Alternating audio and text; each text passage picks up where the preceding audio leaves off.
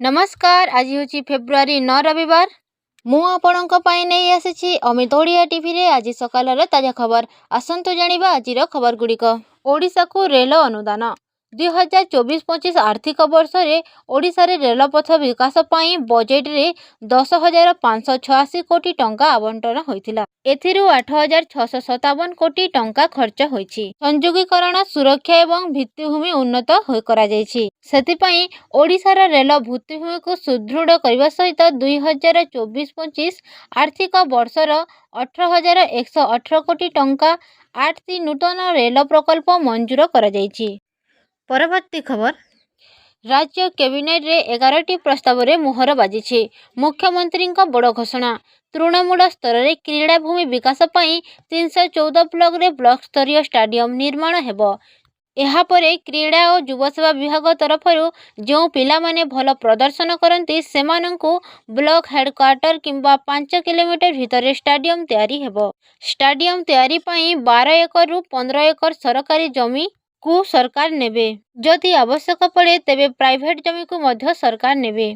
Indoor hall रो व्यवस्था करा जाई हॉकी क्रिकेट और फुटबॉल खेल हेबो। एथिलागी 4,124 कोटी टंका व्यय बराद करा जाइछि। यही काम 5 वर्ष रे सरिबो। परवर्ती खबर। दिल्ली विधानसभा निर्वाचन रे विजयी होइचंती मुख्यमंत्री आतिशी। कालकाजी आसनरू प्रतिद्वंदिता करी आतिशी तांको निकटतम प्रतिद्वंदी बीजेपी प्रार्थी रिमो विरोधी को पराजित करिसंती एवं 3,000 भोट व्यवधान रे आतिशी विजय लाभ करिसंती। आपर बहु हेवीवेट नेता चलित निर्वाचन रे पराजय वरण करथिबा बेले आतिशी को विजय आपर सम्मान रक्षा होइछि। परवर्ती खबर। सुभद्रा योजनार चतुर्थ पर्याय टंका को नहीं बड़ खबर। गत शनिवार जाजपुर ठारे सुभद्रा योजनार चतुर्थ पर्यायर प्रथम किस्ती आर्थिक सहायता प्रदान करा जाइछि। जाजपुर ठारे मुख्यमंत्री श्री मोहन चरण माझी 18 लाख नूतन हिताधिकारी को 5,000 टंका लेखाएं आर्थिक सहायता प्रदान करथिबा खबर मिली जे एही सहायता राशि हिताधिकारी बैंक अकाउंट को डीबीटी माध्यम रे हस्तांतर करा जाइछि। पूर्वरु 3टी पर्याय रे 80 लाख महिला प्रथम किस्ती पाइथिले। गत शनिवार को मिसाई 4टी पर्याय रे 98 लाख महिला सुभद्रा योजना रे सहायता पाइले। एही सहायता राशि प्रदानर उद्देश्य रहिछि जे एहाको पारिवारिक खर्च पाई व्यवहार न करी विभिन्न बिजनेस पाई विनियोग करबा को मुख्यमंत्री मां माननकु परामर्श दैछंती। परवर्ती खबर। मुख्यमंत्री मोहन चरण माझी लोकसेवा भवन रे गृह निर्माण और नगर उन्नयन विभागर कार्यक्रम समीक्षा करिसंती जे भुवनेश्वर कटक पुरी और पारादीप को नहीं गठन हेबो ग्रेटर भुवनेश्वर। खबर अनुसार मोट 8,500 वर्ग किलोमीटर अंचल को समावेशी सहित बास उपयोगी एवं दीर्घस्थायी अर्थनैतिक अंचल भावे विकसित कराजिबो बोली आलोचना करा जाइछि। परवर्ती खबर। मुख्यमंत्री बड़ घोषणा। एणिकी राज्य रे लागू हेबो अंत्योदय गृह योजना। यही योजना दुर्बल श्रेणीर लोक मानक पाई। सूचना अनुसार सरकारंकर अंत्योदय गृह योजना रे 3 वर्ष रे 2,25,000 घर देवे राज्य सरकार एवं हिताधिकारी को पक्का घर पाई सरकार 1,20,000 टंका देवे। एही योजना रे प्राकृतिक एवं मनुष्यकृत क्षति एवं विस्थापित लोकन को शामिल करा जिवो। प्रधानमंत्री आवास परी एही योजना रे बोनस व्यवस्था अछि। एथिरे 4 मास भितरे घर काम सरिले 20,000 बोनस देवे।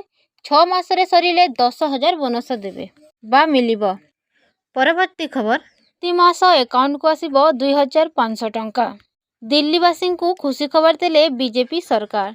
दिल्ली विधानसभा निर्वाचन फलाफल परे वर्तमान ट्रेंड सुधा बीजेपी 48टी आसन रे आगुआ थिया बेले आम आदमी पार्टी मात्र 22टी आसन रे आगुआ अछि। निर्वाचन प्रतिश्रुति अनुसार वर्तमान बीजेपी सरकार आसिबा परे दिल्लीवासी को मागणा रे देबे एही सब सुविधा।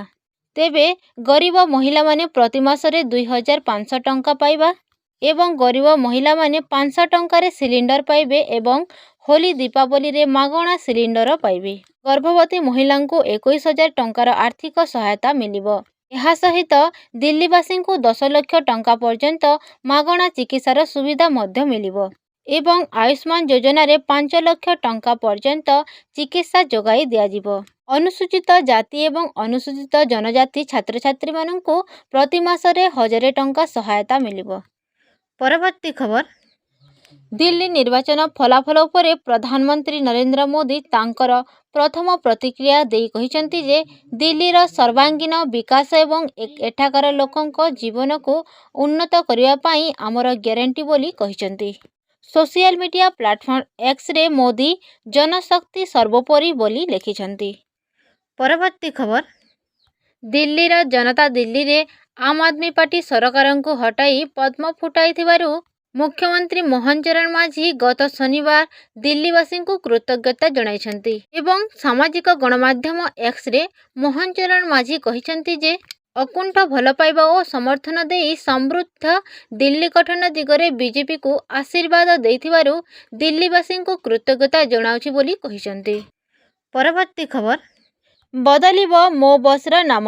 ନଗର ଉନ୍ନୟନ ମନ୍ତ୍ରୀ କୃଷ୍ଣଚନ୍ଦ୍ର ମହାପାତ୍ର ଗତ ଶନିବାର ଗଣମାଧ୍ୟମକୁ ସୂଚନା ଦେଇ କହିଛନ୍ତି ଯେ ରାଜଧାନୀ ଭୁବନେଶ୍ୱର ସମେତ କଟକ, ରାଉରକେଲା, ସମ୍ବଲପୁର, ଖୋର୍ଦ୍ଧା ସହରରେ ପରିଚାଳିତ ହେଉଥିବା ସାଧାରଣ ପରିବହନ ବ୍ୟବସ୍ଥା ମୋ ବସ୍ର ନାମ ପରିବର୍ତ୍ତନ ହୋଇ ଆମ ବସ୍ ହେବ ଏବଂ ଦୁର୍ଘଟଣା ରୋକିବାକୁ ବସ୍ରେ ଆଗରେ ଓ ପଛରେ କ୍ୟାମେରା ଲାଗିବ।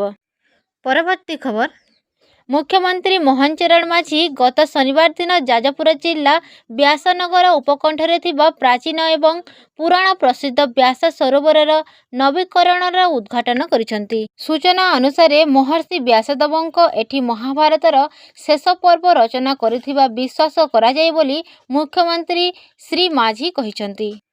ପରବର୍ତ୍ତୀ ଖବର, ନିଟ୍ ୟୁଜି ପାଇଁ ପ୍ରସ୍ତୁତ କରୁଥିବା ଛାତ୍ରଛାତ୍ରୀଙ୍କ ପାଇଁ ବଡ଼ ଖବର।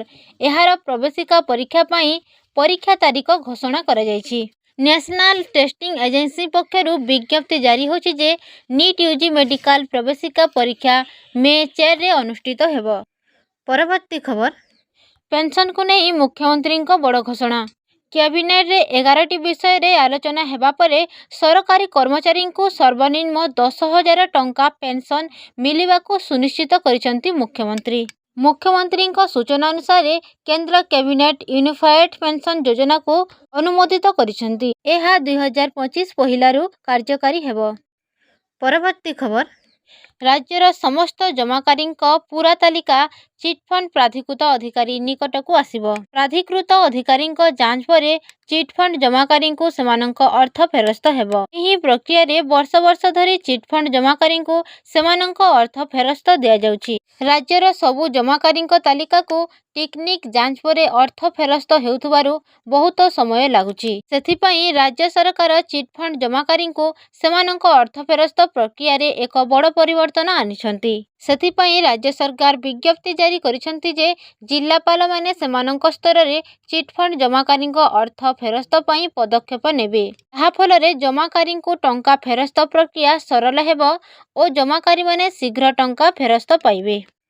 ପରବର୍ତ୍ତୀ ଖବର, ଜନସାଧାରଣଙ୍କର ଅଭିଯୋଗ ଓ ସମସ୍ୟାର ଶୁଣାଣି। ମୁଖ୍ୟମନ୍ତ୍ରୀଙ୍କ ଅଭିଯୋଗ ପ୍ରକୋଷ୍ଠ ଆସନ୍ତା ଫେବୃଆରୀ 10 ତାରିଖ ଦିନ ଜନ ଅଭିଯୋଗ ଶୁଣାଣି କାର୍ଯ୍ୟକ୍ରମ ବନ୍ଦ ରହିବ। ଖବର ଅନୁଯାୟୀ ଏ ସମ୍ପର୍କରେ ସାଧାରଣ ପ୍ରଶାସନ ଓ ସାଧାରଣ ଅଭିଯୋଗ ବିଭାଗ ତରଫରୁ ସୂଚନା ମିଳିଛି। ପରବର୍ତ୍ତୀ ଖବର, ପ୍ରୟାଗରାଜ ମହାକୁମ୍ଭକୁ ଲକ୍ଷାଧିକ ଶ୍ରଦ୍ଧାଳୁ ଆସୁଥିବାରୁ ଲକ୍ଷାଧିକ ଲୋକଙ୍କ ଯାତାୟାତ ଓ ରହଣି ଭିତରେ ସ୍ୱଚ୍ଛତା ବଜାୟ ରଖାଯାଇଛି। 4000 ହେକ୍ଟରରେ ବିସ୍ତୃତ ବିଶ୍ୱର ସର୍ବବୃହତ ଧାର୍ମିକ ନିୟୋଜନରେ ମହାକୁମ୍ଭରେ ଦିନକୁ ନିର୍ଗତ ହେଉଛି 600 ମେଟ୍ରିକ୍ ଟନ୍ ଆବର୍ଜନା। ଶ୍ରଦ୍ଧାଳୁଙ୍କ ସୁବିଧା ପାଇଁ ମେଲାରେ ଯେଉଁ 1,50,000 ଶୌଚାଳୟ ଓ 4 ଲକ୍ଷରୁ ଅଧିକ ଡଷ୍ଟବିନ୍ ରହିଛି, ଏଗୁଡ଼ିକୁ ସଫା କରିବା ଲାଗି ସଫେଇ କର୍ମୀଙ୍କ 800 ଟିମ୍ ଗଠନ ହୋଇଛି। ଗୋଟିଏ ଟିମ୍ରେ 12 ଜଣ ଅଛନ୍ତି। ରାତିରେ 1/3 କର୍ମଚାରୀ ଡ୍ୟୁଟି କରୁଛନ୍ତି। ମହାକୁମ୍ଭରେ ସ୍ୱଚ୍ଛତା ବଜାୟ ରଖିବାକୁ ଚାଲିଛି ବିଶ୍ୱର ସର୍ବବୃହତ ଅଭିଯାନ।